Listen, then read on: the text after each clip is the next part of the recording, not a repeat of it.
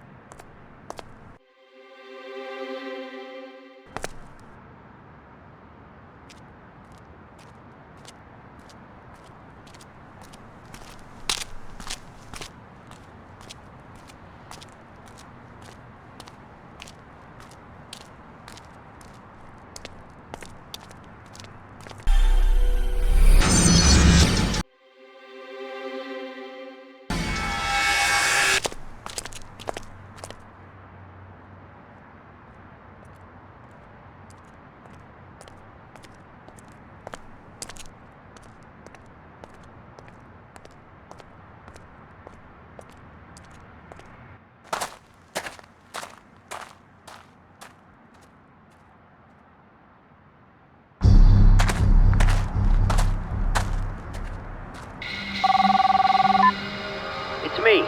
So, you there yet? You mean this shithole? That's where they all hang out. Our information tells us that there's 14 of them. And they're all fun. Nah, keep one alive so we can ask who the boss is. Anything else I should know? Nah, not really. You'll know when you see them, they're, different. Will do. Well, may the Lord smile. And the devil have mercy.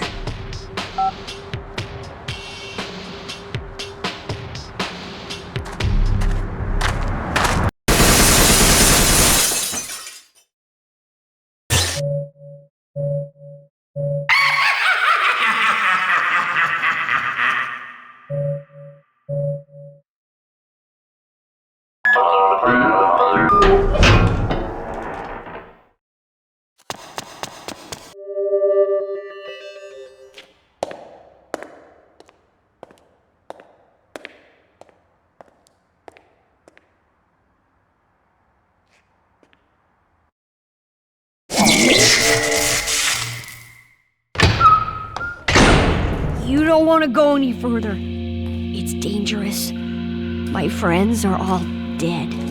They were all murdered by people that look like this. I have been chosen.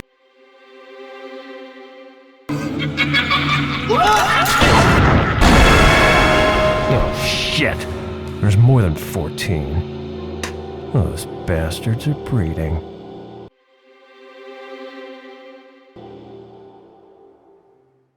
From here, this is where the game starts. You have the option to talk to this dude in a weird bondage outfit,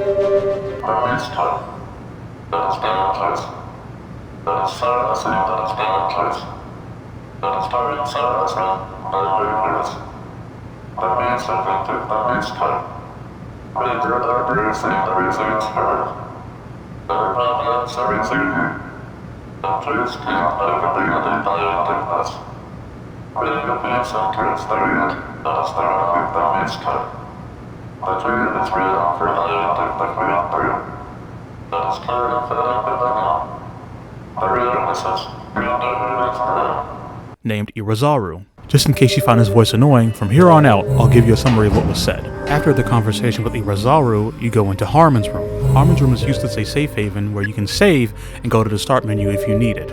You may also change characters from here and upgrade them once you've turned the blood you got from killing the Heaven Smile into Serum. There are also instances where you can't save in these rooms, because Samantha's flat ass doesn't feel like saving your game. After you kill the lone Heaven Smile in the corridor, you have another conversation with Iwazaru where he basically tells you to get the fuck out of Dodge because we're deep in enemy territory. He also lets you know ahead of time that the Heaven Smile have built-in bombs and will grab you to blow themselves up. Something I almost forgot to mention is when you get a critical shot, you get more blood. The Heaven Smile will also have a specific part of the body that is piss yellow to let you know where to shoot. You also get to hear a cool one-liner, so that's incentive enough to go for them. You then have a conversation with Travis. Whether he has any connection to Travis' touchdown, I have no clue. What I do know is that you killed him and he's going to haunt your ass. Then Iwazaru introduces you to his weird-ass assistant and lets you know he's looking for soul shards or soul bullets, so you must be on the lookout for them. Heading into the parking lot, you find the first new variant of Heaven Smile called Camellia Smile. If you shoot them without killing them, they'll run away and blow up on impact with whatever they hit. In short, they're a bunch of bitches.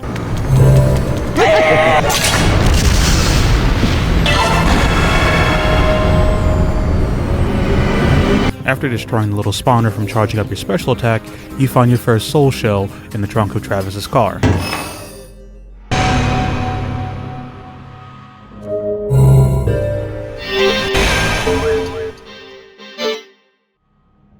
After taking the soul shell, you make your way to the second floor where you get a glimpse of how horrifying these Heaven Smile are. Help me!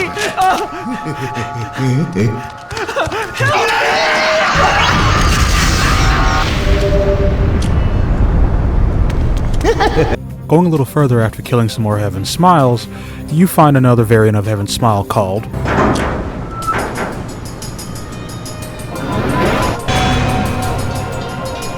They don't do any damage, they just blind the shit out of you. Right after killing a Heaven Smile that has figured out how to jog, we see a woman get her back blown out.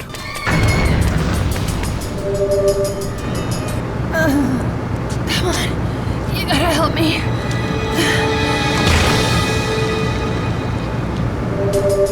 After nonchalantly seeing a woman painfully die right in front of us, we walk into this douchebag that acts as our hint giver of the game. If you're stuck, you can give him blood by shooting his mask and he will lay out what to do at the cost of getting more upgrades. We then enter room 212 for our first puzzle of the game. Unfortunately, I didn't capture my audio the first attempt around, and I didn't realize I had already gotten the fire ring in my inventory. After traveling to the third floor and killing more Heaven Smile, I used my fire ring to set off the sprinkler.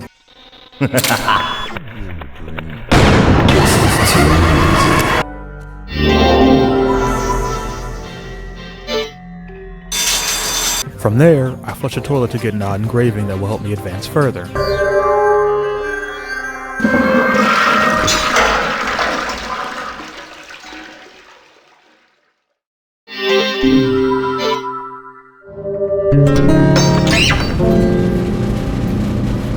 I light the candles back in room 212 in numerical order and get the last odd engraving piece and make my way to the library. I put the corresponding pieces into the control panel and the bookcases part like the Red Sea so I can make my way up to the 4th floor.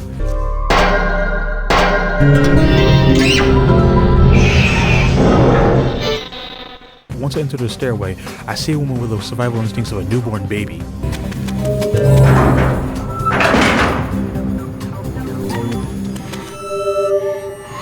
Get the hell away! What is this thing?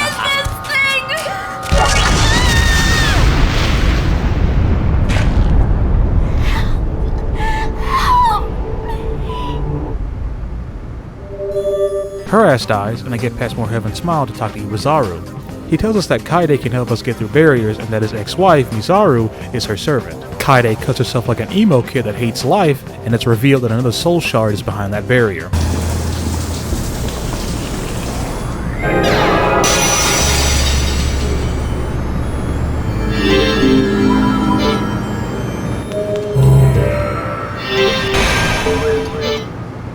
Kaide uses her powers again to remove the fake blood from the wall, and 2 letters are left. After putting those letters into the lock and the door opens up, it's now the home stretch. We have another conversation with Travis, with him basically telling us the boss is just up ahead and not to fuck this up. Meeting with Iwazaru again, he tells us that the boss is being gatekept by a guy who wants our soul shells and we need to give them to him to proceed.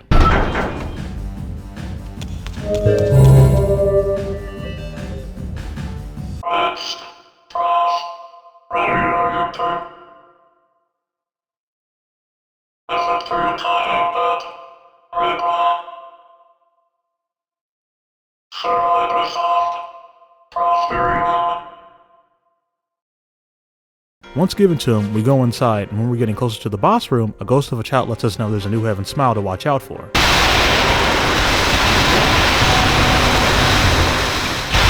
You obviously can't see it, but I'm panicking extra hard right now because the fucking thing will not sit still. Once it's up close and after tanking 3 clips and a half of bullets, I finally hit it with a critical hit and I breathe a sigh of relief. After killing the bullet sponge that was the Speed Smile, we transform into Garcian. We walk up to Travis and he says something incredibly odd and no doubt important to the plot of the game.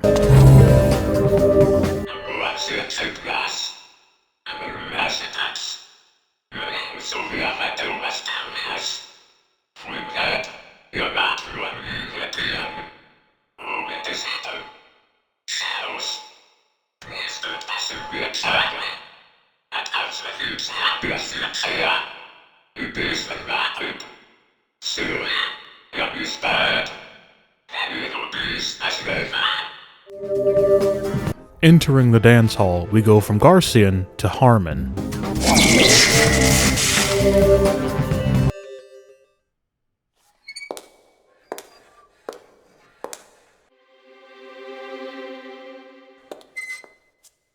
Please, be careful, sir.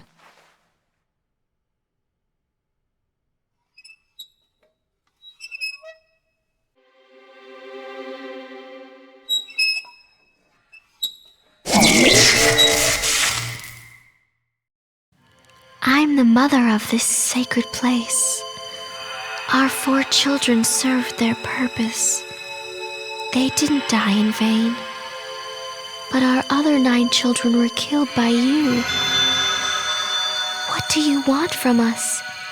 Is it so bad that we have a purpose in life? We are only serving our gods. At heaven's command, we will kill the unwanted.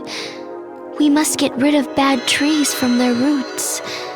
I hope you are not one of them. Good night, child. It's past your bedtime.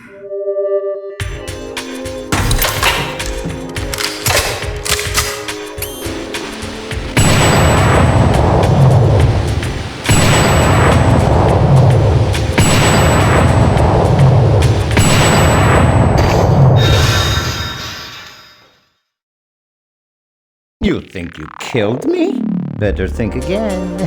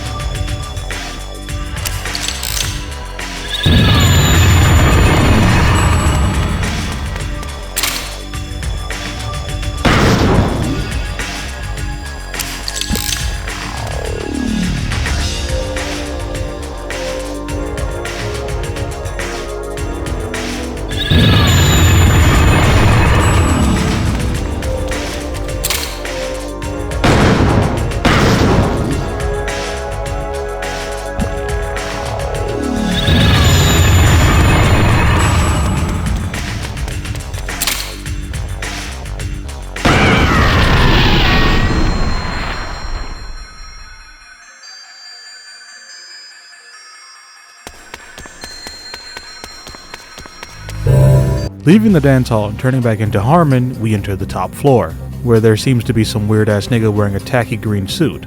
Miss the nigga in green, and the angel will mock you. This is so lame. Can't get it up? Can't get it up? God, you stink. I mean, you stink. I personally had to scoot my ass up close just to hit the motherfucker, but when you do...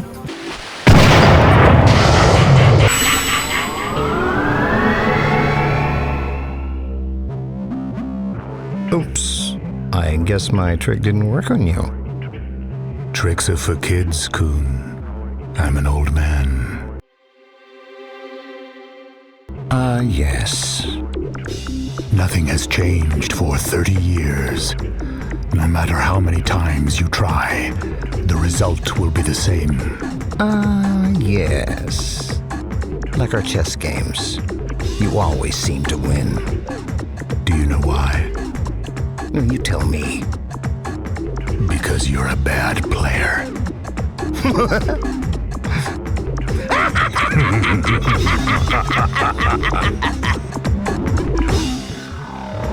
A new generation of children will bring order to this age.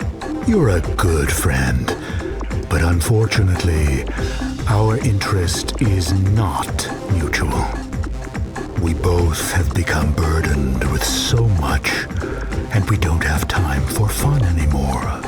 No, there's always time for fun. It's Friday night. Let's dance.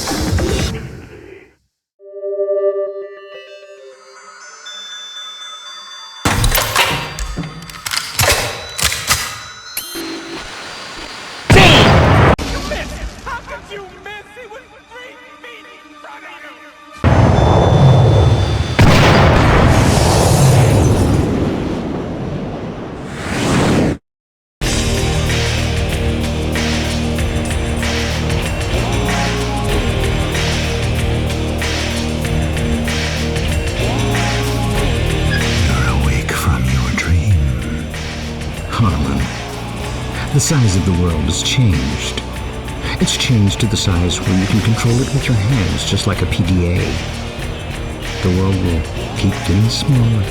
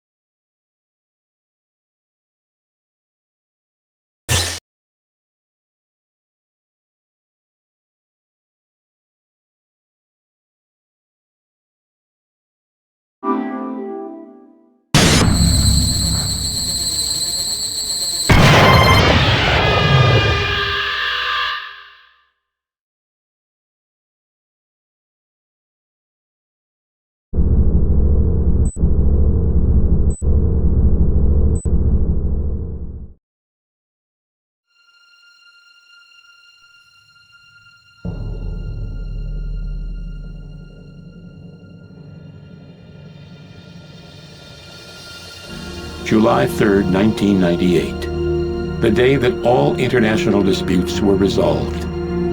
This day marked the beginning of true peace for the entire world, for people of all races. The four powers quickly formed anti-terrorist organizations and set out creating peacekeeping agencies to bring order and security on a global scale. The world unified to do everything in its power to eradicate all the weeds of evil and disorder.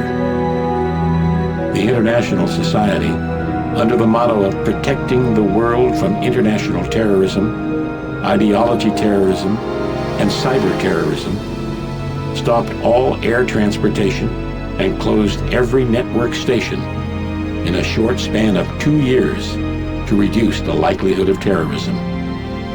The world had changed. In the year 2002, a network of intercontinental expressways bridging the Atlantic Ocean opened, connecting the two major sides of the world. In the following year of 2003, the construction of a mass-scale distribution system began, and a man-made landmass as large as a city was built over an ocean. The use and research of nuclear energy was banned, and all radioactive waste and materials were disposed of at an energy disposal facility in the Gibsoft Islands, a remote set of islands off the coast of the Indian Ocean. Now, international eyes were on the elimination of the intercontinental missiles that posed the biggest threat to world peace. In order to eliminate these weapons of mass destruction, they were launched outside the Earth's atmosphere and intercepted by other missiles, exploding them on contact. People around the world watched these explosions light up the sky as if they were some kind of dazzling light show. These explosions, later known as the missile shows, became the symbol of world peace. The world was filled with hope. But a new threat was on the rise. At the signing ceremony of the UN's World Security Treaty in the year 2003, a new breed of terrorists who called themselves Smiling Faces attacked the ceremony. The devastating attack caught the international society by surprise and temporarily crippled key operations in the United Nations. That assault was aimed at nothing other than using terrorism to create terror. Fear spread throughout the nations like wildfire. There was nothing the police or the military could do to counter the Smiling Faces. The only ones who had any chance of stopping these Smiling Faces were the omniscient and almost godlike professional assassins. The key players behind the scenes of the four powers utilized their connections and called upon the group known as Killer7. Their only hope rested with them.